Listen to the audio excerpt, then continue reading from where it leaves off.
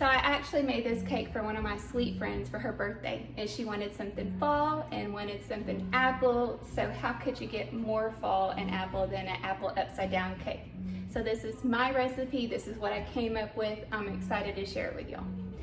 Okay, so I have an iron skillet and I melted a cup of brown sugar and butter together, but I didn't boil it. I just heated it enough for the butter to melt and the sugar to incorporate. And I have 2 to 3 Granny Smith apples, depending on how big your apples are, and I cut them into really thin slices. So I'm gonna arrange them around the pan, and you can really just kind of arrange them around the pan in whatever pattern that you like. So I'm gonna get that done and I'll check back with you.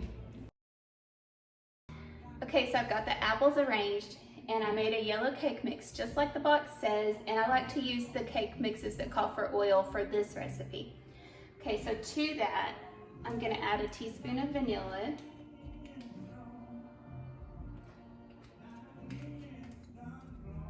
a teaspoon of cinnamon,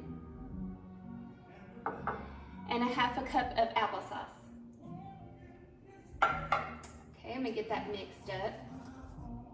So we're just adding this to the cake mix. Simple.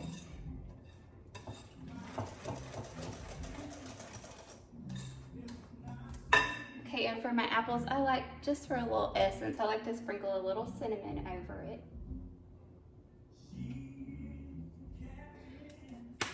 Okay, and then I'm gonna pour this cake mix over the apples.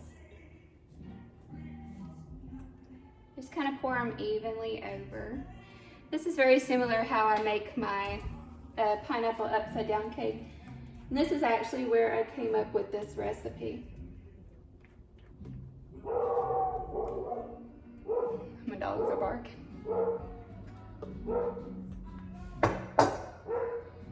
Okay, so get that spread. Okay, so I'm gonna bake this at 350 for 30 to 35 minutes. Okay, so it's baked for 35 minutes. Let's get it out of the oven. Oh my goodness. Okay, so it's gold and bubbly. And what you want to make sure of is that you let this sit for 20 minutes. Otherwise, it's not gonna flip right. Okay, so I let this sit 20 minutes. So moment of truth. We're gonna flip it. This part always makes me nervous because you never know. Okay, let me make sure. Here it goes.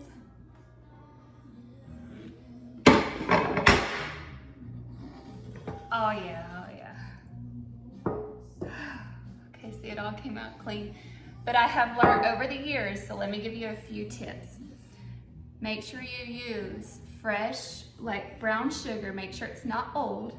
Make sure you don't, in the beginning, whenever I melted the stick of butter and sugar, don't let it boil, okay? And then make sure you let it sit for 20 minutes. Look at that, y'all.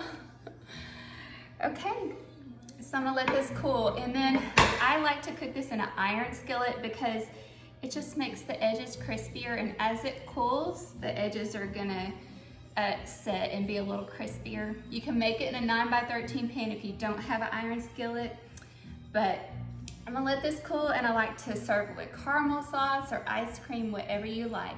This is my recipe. I'm so excited for y'all to try it. Let me know how you love it in the comments.